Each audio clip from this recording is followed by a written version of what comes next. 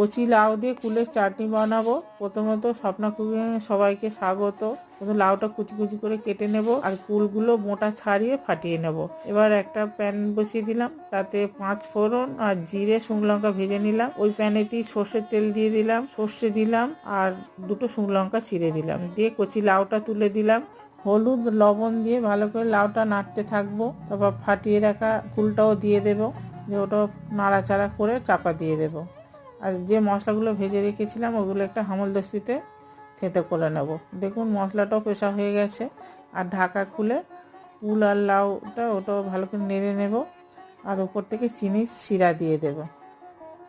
এটাও ভালো করে নেড়ে চেড়ে নেব আর ভেজে রাখা মশলা ওপর থেকে দিয়ে দেব।